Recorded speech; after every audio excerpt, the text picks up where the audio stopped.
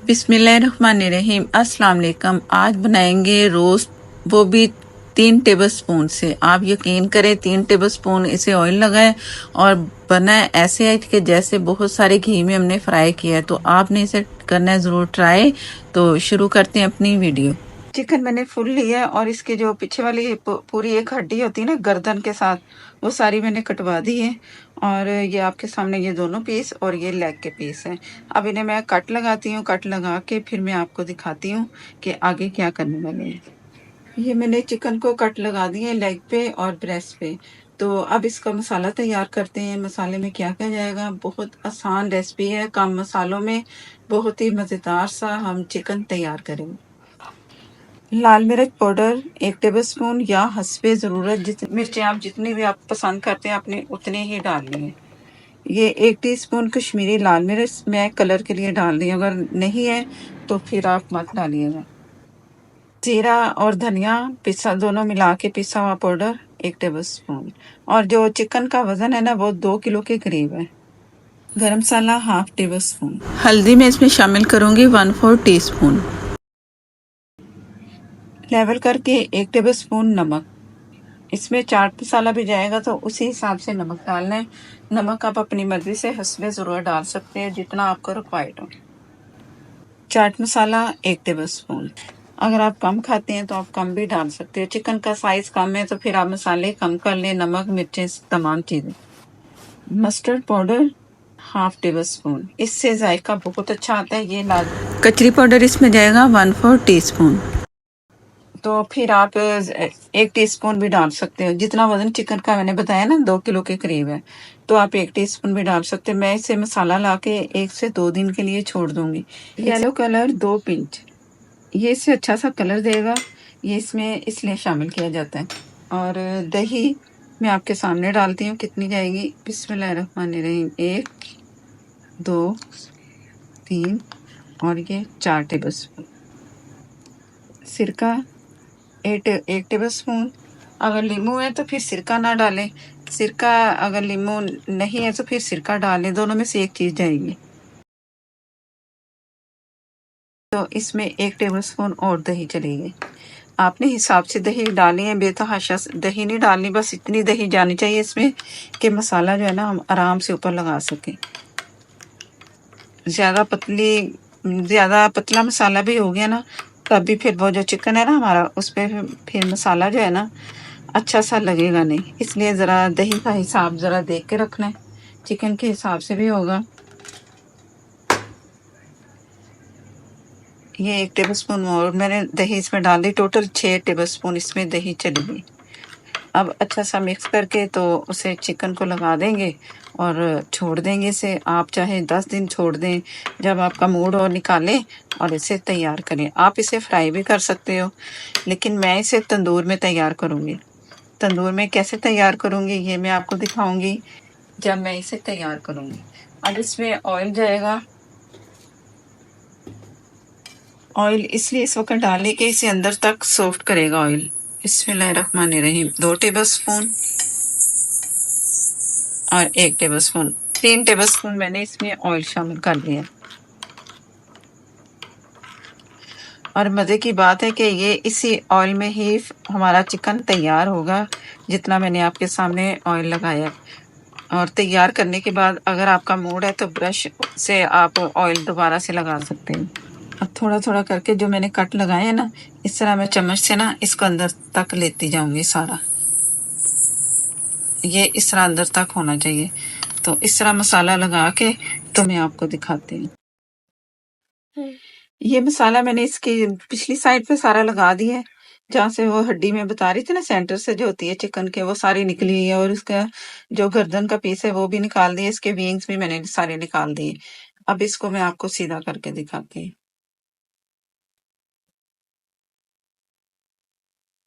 दोनों तरफ से मसाला अच्छा से मैंने लगा दिया है। तो बाकी चम्मच से मैंने सारा मसाला चम्मच से ही लगाया है, बहुत अच्छे से लग जाता है। जो फालतू गिरा हुआ नजर आए तो वो भी आप उठा के ना इसको लगा दें। और जो लेग है ना, लेग को भी मैंने ये इस तरफ से भी मसाला सारा लगा दिया है।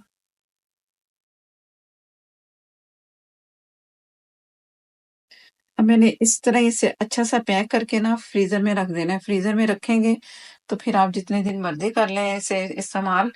تو اسے اچھا سا آپ نے پیک کرنا ہے کہ اس میں جو برف جم جاتی ہے نا فریزر والے حصے سے، تو وہ نہیں جمنی چاہیے. تو اچھا سا پیک کر کے تو پھر میں اسے فریزر میں رکھتی ہوں. اگر آپ شاپر سے بھی اسے پیک کر لیں نا، کوئی بڑا سارا شاپر لیں تو آرام سے اس سے بھی پیک ہوگا. لیکن بس اسے اچھا سا سیف کرنا ہے. یہ چکن پیک ہو چکا ہے تو اب یہ جائے گا فریزر میں. چکن کو میں نے میرینیشن 2 دن کے لیے رکھا. 2 دن کے بعد آپ کو دکھا رہی ہوں. اور ایک کام یہ ہوا کہ میں اس میں لہسن ادرک کا پیسٹ ڈالنا بھول گئی تھی. تو پھر اگر غلطی ہو جائے نا اس طرح تو پھر آپ یہ کرو کہ اس کو نکالیں. میں نے فریزر میں رکھ دیا تھا نا، جم چکا تھا یہ، تو پھر میں نے نکالا ہے. یہ 1.5-2 گھنٹہ پہلے میں نے نکال کے رکھا. یہ نارمل ٹیمپریچر پہ چکن ہوا ہے، سافٹ ہو گیا. تو پھر میں نے لہسن ادرک 1 ٹیبل اسپون فل بھر کے اسے دونوں طرف سے ہاتھوں سے اچھا اچھا اندر تک میں نے لگا دیا. اب وہ جو لہسن ادرک کی کمی تھی نا وہ پوری ہو چکی ہے. تو آپ نے اس سے جب میں مسالہ پورا لگا رہی تھی نا تو اسی میں آپ نے شامل کر کے 1 ٹیبل اسپون لہسن ادرک کا پیسٹ لگانا ہے. میں نے بعد میں لگا دیا، وہ میری غلطی تھی. تو پھر میں نے دوبارہ لگایا ہے. تو اب وہ ظاہر ہے کہ ادرک لہسن کا پیسٹ لگانا بہت ضروری ہے. اور بہت اچھا میرینیشن اس کو لگ چکی اندر تک. اور اب ایک اور کام کریں گے وہ میں آپ کو دکھاتی ہوں. سائز جو ہے نا، یہ اتنا سائز ہے. یہ بھی اس میں رکھ رہی ہوں نا تو ذرا ٹائٹ آ رہا ہے، اس میں پھنس کے آئے گا. تو برتن میں ایسا رکھوں گی. اگر آپ کے پاس پھر تندور ہے تو آپ اس میں رکھ لیں. اگر پتیلا ہے تو پتیلے میں سے اچھا سا فولڈ کریں. تو وہ میں آپ کو بتاتی ہوں کیسے رکھنا ہے. تو آپ بھی اس طرح سے روسٹ سے بیک کر سکتے ہیں پتیلے میں، یا آپ کے پاس کوکنگ ارینجمنٹ گیس کا جو اوون ہوتا ہے آپ اس میں بھی کر سکتے ہو. ایئر فرائی بھی کر سکتے ہو. اگر آپ کے پاس اوون ہے تو اس میں بھی رکھ سکتے ہو. اس میں تقریباً یہ کوئی 35 یا 40 منٹ ٹائم میں یہ اچھا سا کوک ہو چکا ہوگا، کیونکہ یہ گل بھی چکا ہے جو ہم نے اسے میرینیشن لگائی تھی چکن کو. یہ سارا میں نے اس پیپر پہ سیٹ کر کے رکھ دیا پیسز کو. تو دوبارہ جو پہلے آپ کو شیپ نظر آ رہی تھی وہ پھر بعد میں کر لیں گے، لیکن پہلے اسے کوک کرنا ہے. تو میں اسے رکھ رہی ہوں تندور میں. اگر آپ اوون میں رکھنا چاہیں اسے اوون میں آپ اس طرح جس طرح میں کر رہی اس طرح آپ کر سکتے ہو. اسے بیک کر سکتے ہو. ایئر فرائی میں بھی کر سکتے ہو. آئل بھی اس میں لگ چکا ہے. تو اگر اس سے زیادہ آئل لگانا ہو جتنا میں نے لگایا تو اس سے زیادہ اگر تو وہ پھر آپ اینڈ پہ کر سکتے ہو. اگر آپ کے پاس کوکنگ رینج کا جو ہے نا اوون تو آپ اس میں بھی یہ کر سکتے ہو. اب میں ذرا ہاتھ صاف کر لوں. تو صاف کرنے کے بعد اسے کور کرتے ہیں. بسم اللہ الرحمن الرحیم. یہ میں اسے اس طرح کروں گی. اس طرح اس لیے کر رہی ہوں کہ یہ نا جلے گا نہیں. اس طرح کور رہے گا نا اسٹیم میں پکا بھی رہے گا اور جلے گا بھی نہیں. اور یہ ایک نیچے میں پلیٹ رکھوں گی اس کی. تو کوئی بھی ہیوی پیندے والی آپ رکھ لیں اس کے نیچے تاکہ یہ نیچے سے بھی نہ جلے. اور اوپر سے یہ جو ایلومینیم پیپر میں نے لیا ہے یہ اسے کور رکھے گا. اور تھوڑا سا نیچے کھول دیں گے تاکہ نا اسٹیم اس کی نکلتی رہے. چلیں پھر تندور کے پاس چلتے ہیں. بسم اللہ الرحمن الرحیم. یہ میں نے پہلے سے اس کے اندر اسٹینڈ رکھ دیا ہے. تندور میں نے ابھی آن نہیں کیا. تندور کی گیس میں نے جلا دی ہے. اب وہ تقریباً جو تیز فلیم ہے نا میں نے اسے رکھنا ہے کوئی 10 سے 15 منٹ. اور اس کے بعد پھر میں نے دم والی، جیسے ہم چولہا عام چلاتے ہیں نا دم والا، اس طرح رکھ کے تو اسے میں نے چھوڑ دینا ہے. تو اس کے بعد پھر میں آپ کو دکھاتی ہوں. بسم اللہ الرحمن الرحیم. یہ میں آپ کو دکھا رہی ہوں آدھے گھنٹے کے بعد.